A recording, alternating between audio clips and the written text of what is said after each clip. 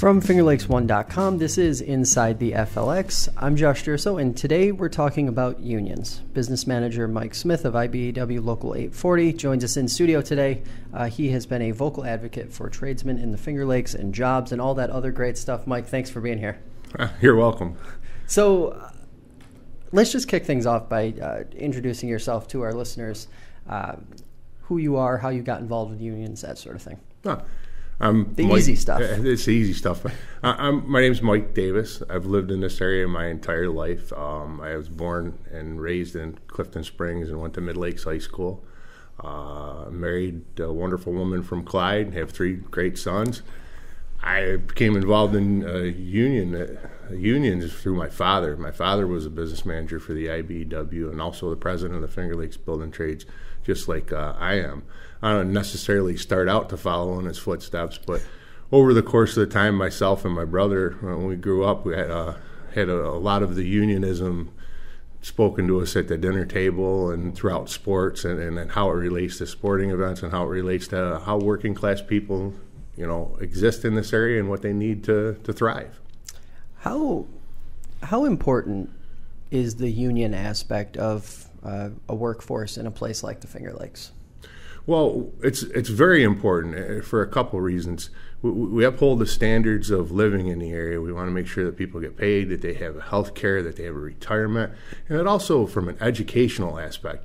What people don't understand is the building trades in this area, the only educational system on the job that is greater than the building trades would be the U.S. military. And that's how people get trained and how our next buildings get built, by us training the next generation of construction workers. Mm-hmm. Now, you've been a vocal advocate for trades jobs in the Finger Lakes, of course. How has your role with IBEW Local 840 evolved to kind of be that individual who is advocating for these jobs and these people? Well, years ago, a union representative most of their job was to represent the workforce and make sure that they're well taken care of and that they're not abused and certain things like that. It changed quite a bit back in the late 80s to early 90s, and it became more of you have to have more of a business mind and be involved in more boards. I couldn't even name the amount of boards that I sit on in this area. I'm a member of the IDA in Ontario County. I sit on the Workforce Investment Board, and I'm very business-oriented. As far as the educational part of it, I would never consider myself a businessman, but I link what I do to what the working class needs. And if you don't know what the business needs that's feeding them, then you're going to fall behind. What does the modern union look like? You just said there have been some changes over the years in terms of, what you're working for and what your role looks like and how that's evolved. But I'm curious about the appearance and the function of unions in general. Has it evolved as people have become more connected and more able to, I guess, advocate for themselves if they need to?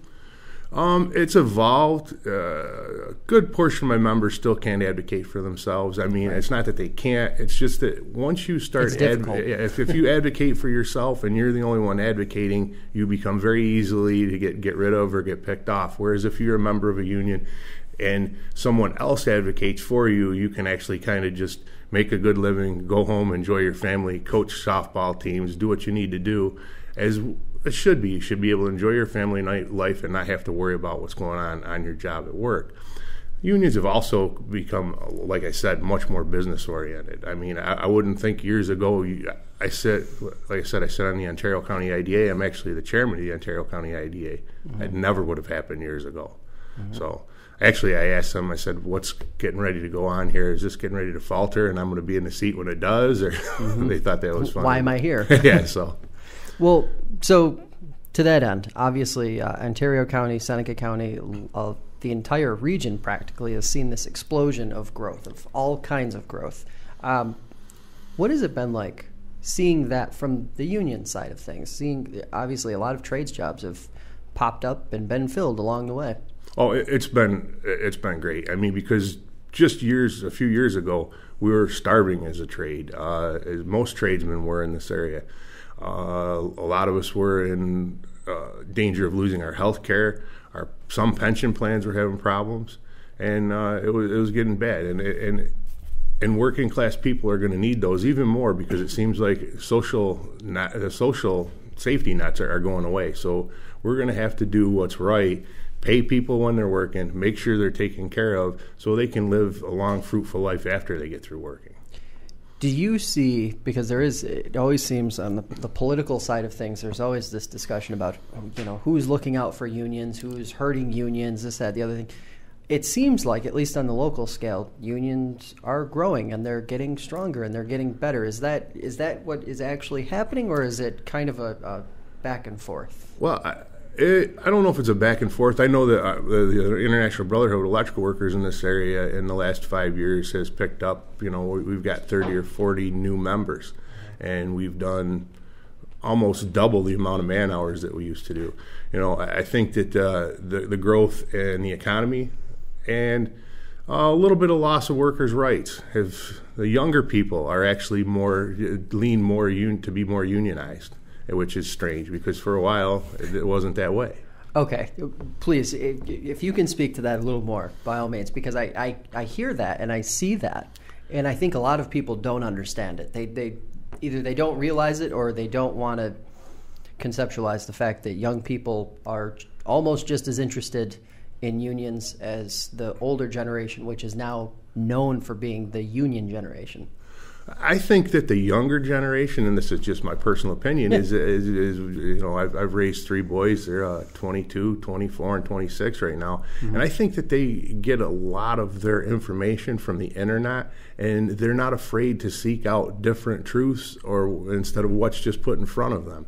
And they see that, okay, well, maybe this person isn't really treating people right, or this one isn't, and they're more in tune with what someone needs to be mentally stable than just physically have the money in their hand. And I think that has a lot to do with, I want to be treated better at work, and I can think that that's probably a little bit to have to do with the growth.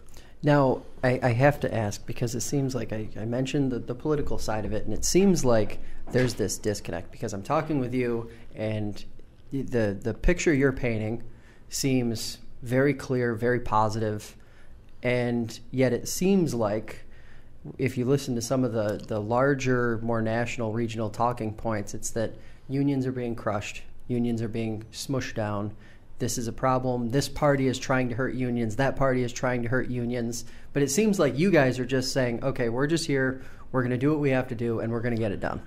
It's like George Meany said, labor never quits and it never gives up. I mean, the fact of the matter is we were pushed down for quite a long time. Mm-hmm. But I always joke with my kids and say, the money keeps going to the top. And unfortunately, that's the truth in our country. The money is still going to the top. And I always explain to them, I go, well, they're still going to need us to have pitchforks and shovels, and eventually we'll go get the money back with those. Because that's exactly what unionism is eventually you have to gang together and go get what you need to survive as a human being. And the more they take away, the more unions are going to become prevalent. Mm-hmm.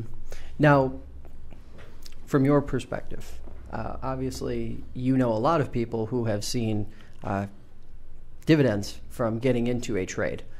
There seems to be this debate across the whole country where people are saying, well, is it traditional college or is it focusing on trades and young people? Do you think trades need to be more spoken to when kids are in middle school, high school, so that they understand what opportunities are out there?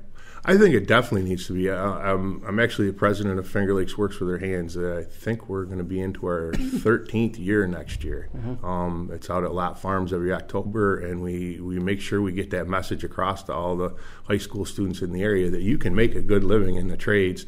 You can work with your hands. You have to be very smart, and there's certain things that we should definitely push more. Industrial arts.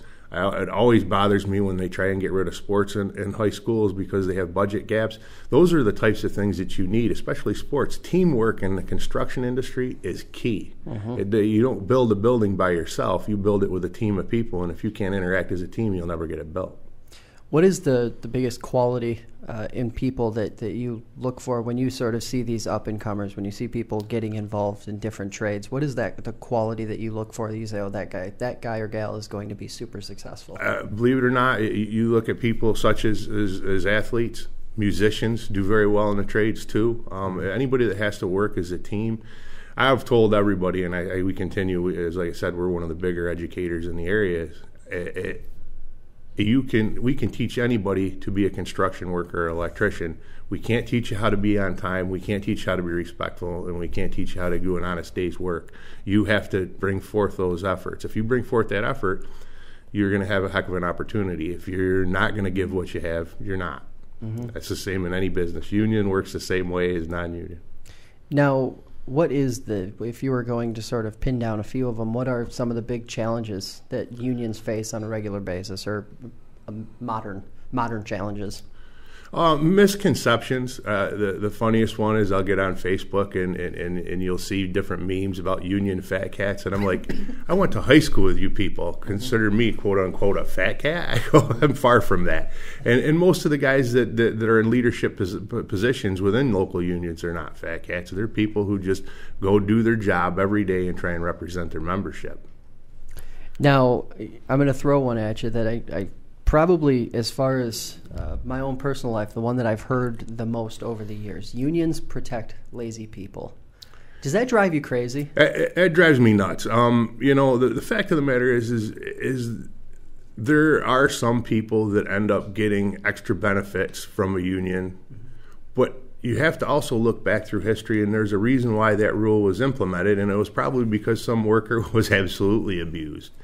Mm-hmm. Politicians look for loopholes. Union members look for loopholes. Regular working class people look for loopholes. It's up to us as a union to close those loopholes so they're not abused, so people don't have that sort of thought process in their head. Because I can tell you, in the construction industry, lazy people aren't protected. Lazy people don't work, and that's a fact. That's just a fact. Now, how much do you guys pay attention to, or I'm sure you have to quite a bit, pay attention to the policy side and how things are evolving on the policy side and how that will affect workers, businesses, since you have to be a business advocate on top of being an advocate for employers. When you see the different things that are happening at the state level and the federal level, does that sort of change how you guys approach your job? Yeah, it does change how we approach our job. On a national level, obviously unions push for Democratic leaders because it seems that they're more in touch with what unionized people, workforce would like. Now, Republican side is more business oriented, and they're going to push for what businesses need to thrive. Mm-hmm. Unions need businesses to thrive too, because if they don't thrive, we don't thrive. Right. But the fact of the matter is if you get down to the state level, there's many Republicans that we support all the time because they are more in touch with what working class people need, especially in the Finger Lakes. Mm-hmm. The Republican political atmosphere in the Finger Lakes, it is more worker oriented at times. I was going to say, it sort of seems to be the exact opposite of what the national stage offers, where it's Republicans who are the more friendly to unions than Democrats, but on the national scale, like you said, Democrats seem to have that nailed down. Is that problematic for you guys because you're trying to appease everyone and you're trying to get into this situation where you're just fighting for the rights of employees and businesses, and here you are, this sort of like competing narratives and competing voices hammering at each other, and you're stuck in the middle?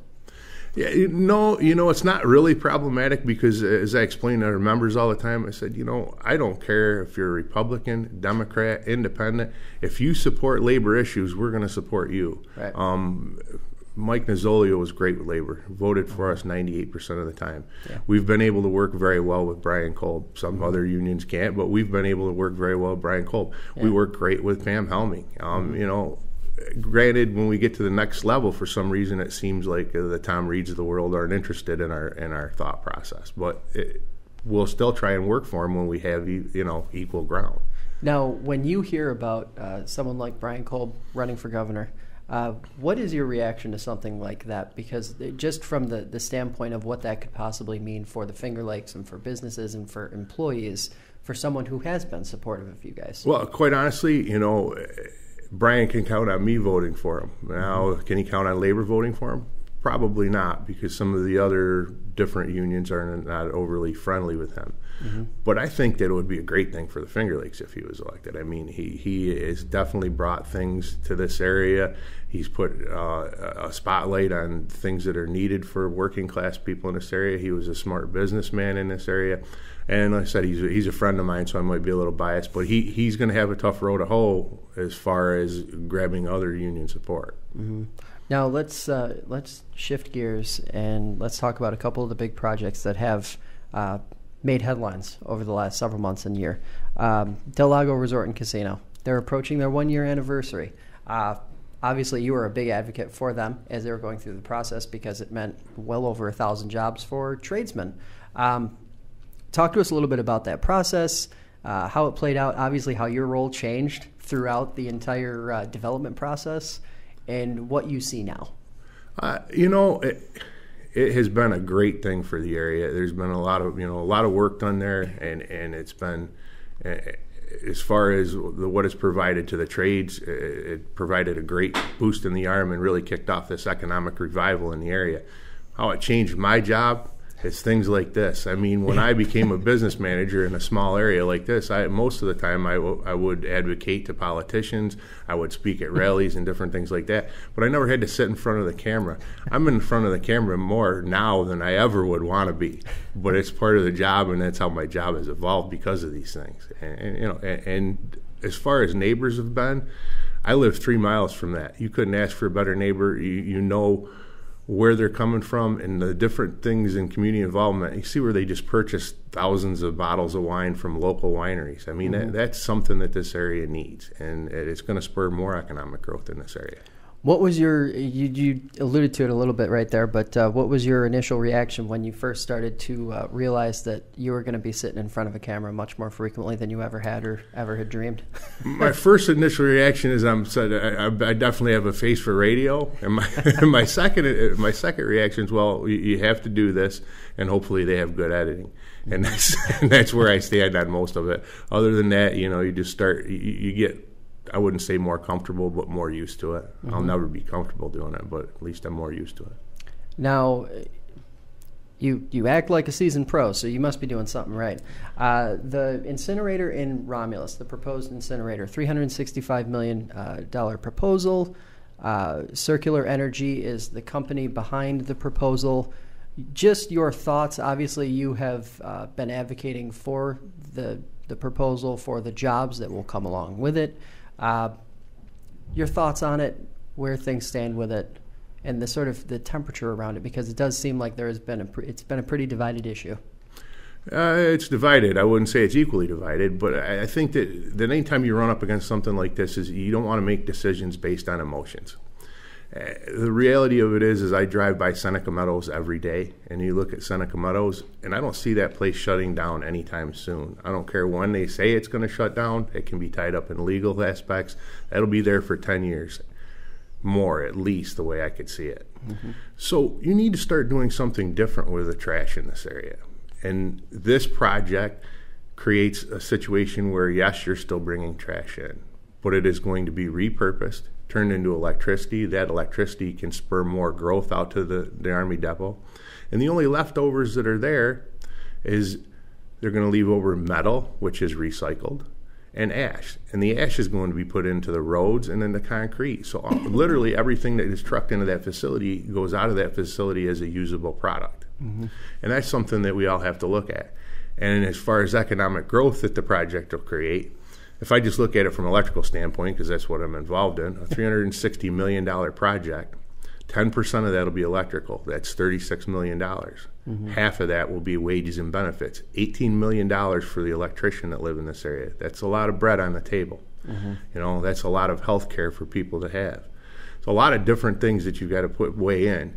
And you couple the fact that the Romulus area, which is, it's a beautiful area, don't get me wrong, but since the Army Depot left, it has had economic difficulties, and I think it's like 50% of the children who go to school there are on some sort of public subsidies for lunch. I mean, you need jobs in this area. I wouldn't be for anything that's going to ruin the lake. I wouldn't be for anything that's going to ruin the water. But I think there's something, if the science is there, it's something you definitely have to pursue. Now, our last question here before we get you out of here. Obviously, really appreciate you coming in this morning. What do you see? You have your crystal ball in front of you. What do you see in the next 5 years in the Finger Lakes, whether it be in the trades or just in the union landscape or even just in the economic development front? What I'm hoping to see, and I really think that we have, is that people are coming back to the Finger Lakes. They're recognizing the Finger Lakes for the jewel it really is. I mean, this is a beautiful area. I've traveled around the country into different areas, and we are, it is truly a beautiful region. We have all the seasons. We have beautiful wineries, beautiful lakes. And I think that actually draws business here. We're using that as a business model, and we should use that as a business model. People in industry don't want to live next to a city anymore. They want to live somewhere where they can go out and use a boat. They want to live somewhere where they can go skiing. Mm-hmm. And that's what we have to do. We have to combine our tourism along with different factories and different usages of our land, and we'll begin to thrive again. I really believe that. Well, I really appreciate you making the time to come in, and I'm sure we'll be having you back in again. This is always a really interesting topic to discuss, and it always seems like it's evolving for you guys in a positive way. All right. Thank you very much. Well, that is going to do it for us today. I'd like to thank Mike, our listeners, and, of course, FingerLakes1.com for making this podcast possible. Inside the FLX airs Sundays at 7 p.m. on Spectrum Channel 12 and is available on iTunes, Stitcher, and the FingerLakes1.com app. Thanks for listening, and we will catch you next time.